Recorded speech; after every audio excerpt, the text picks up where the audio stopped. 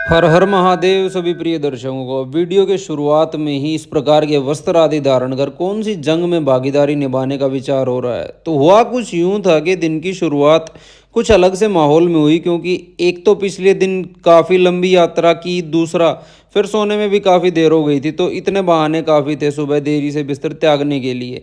अब आज हम थे हमारे घनिष्ठ मित्र सतेंद्र के यहाँ, और बाहर का नज़ारा भी सुबह सुबह काफ़ी अलग और मनमोहक सा था, क्योंकि पूरा शहर हल्के कोहरे की चादर में ढका हुआ था।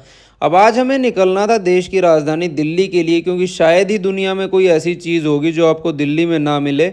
बस ढेर सारी खरीदारी का विचार रूपी वेग मन में लिए हम भी वहीं जाना चाहते थे। तो पूछी की जिम्मेदारी आज सौंप दी गई थी सतेंद्र को, और हम शुरू कर देते हैं सुबह सुबह अपनी यात्रा, ताकि अधिक भीड़ भाड़ से बचा जा सके। यात्रा का पहला चरण समाप्त होता है काफ़ी कश्मकश भरे दौर में, क्योंकि हमें होने लगी थी अत्यधिक घुटन। अतः हम यहाँ से आगे पैदल ही जाने का निर्णय ले लेते हैं, और इसी निर्णय का भुगतान हमारे साथ करने वाला था मोहित, जिसे पैदल यात्रा करना कतई पसंद नहीं आता है। उसकी पैदल ना चलने की व्याकुलता के वशीभूत हमें जल्दी ही एक तिपहिया वाहन वाले भाई साहब का सहारा लेना पड़ता है आगे की यात्रा जारी रखने के लिए। वहीं दूसरी ओर हमें तो पैदल चलना खासतौर पर पसंद है, क्योंकि हमारे लिए अलग ही मानसिक सुख की अनुभूति लिए होती है एक लंबी पैदल यात्रा।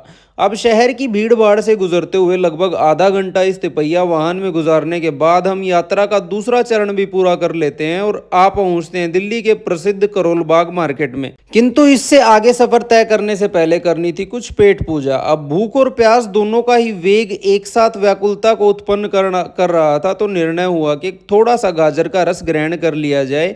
अब हम दोनों ही इस बात पर सहमत हो गए, तो जल्दी से ग्रहण कर लेते हैं एक बड़ा सा गिलास गाजर का जूस, और आरंभ होता है यात्रा का अगला पड़ाव, जो कि फिर से हमें पैदल ही पूरा करना था। इसी बीच चलते चलते हमारी नजर पड़ी इस गाड़ी पर, जिसे अनोखे ढंग से यहाँ छत पर सजाया गया था। अब ऐसा अद्भुत दृश्य तो आपको दिल्ली के अलावा शायद ही कहीं देखने को मिले। इसके बाद हमें खरीदना था अपने दोपहिया वाहन पर कुछ लंबी यात्रा करने हेतु ढेर सारा सामान, और हम सीधा पहुंचते हैं इन भाई साहब की बड़ी सी दुकान पर, जहां ये हमें बताते हैं कि इनका सामान का गोदाम यहाँ से कुछ ही दूरी पर स्थित है। अतः यहाँ काम करने वाला ये शख्स हमें लेकर उस गोदाम की ओर निकल पड़ता है। कुछ दूर चलते ही हम पहुंच जाते हैं एक बहुत ही छोटी सी दिखने वाली बिल्डिंग में, जहाँ पहले तो लगा कि हमें बेवकूफ़ बनाया जा रहा है, ये कैसा गोदाम है। किंतु जैसे ही हम ऊपर पहुंचे तो मानो दोपहिया वाहन चलाने वालों के लिए तो ये एक जन्नत सी थी। अब सबसे पहले खरीदारी करनी थी एक जैकेट की, ताकि यदि भविष्य में किसी तरह की कोई दुर्घटना या हादसा होता है तो कुछ बचाव हमारा हो सके। अतः ढेर सारी जैकेट हम पहन कर देख लेते हैं, जो कि पसंद करने में हमें बहुत ज़्यादा समय लग रहा था। अतः थक हार कर हमें हमारे प्रिय चाचा श्री को वीडियो कॉल करना पड़ा, ताकि उनका सहारा हम खरीदारी में ले सकें। अब शायद ही कोई ऐसी चीज़ होगी जो यहाँ मौजूद न हो। आखिरकार हमें भी एक जैकेट पसंद आ ही जाती है, तो इसे खरीदने के बाद बारी थी पैरों की सुरक्षा हेतु कुछ लेग गार्ड आदि खरीदने की। तो इनके भी ढेरों प्रजातियों से हम यहाँ अवगत होने का अवसर मिलता है।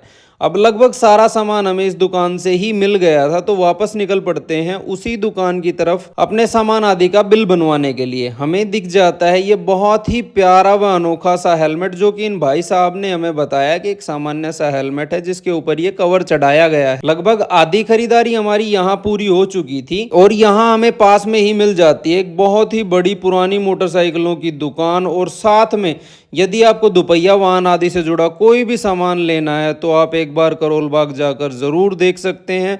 अब सामान काफ़ी ज़्यादा हो गया था, जिसे हाथ में लिए घूमना काफ़ी मुश्किल हो रहा था, तो बाकी खरीदारी पूरी करने के लिए हमने निर्णय लिया कि पहले इस सारे सामान को गाड़ी तक पहुंचाया जाए, ताकि बाकी सब चीज़ें हम आसानी से खरीद सकें। उधर दोनों प्रियजनों की भी आधी खरीदारी हो चुकी थी। अतः पहले गूगल मैप के सहारे हम उन लोगों को ढूंढते हैं, क्योंकि गाड़ी की चाबी तो उनके पास ही थी। और वहां से शुरू होता है यात्रा का अगला पड़ाव, जो कि फिर से एक तिपहिया वाहन पर होना था, क्योंकि पैदल तो पहले ही बहुत चल चुके थे। वहीं दूसरी ओर भूख का वेग भी व्याकुल करने लगा था, अतः काफी देर लगी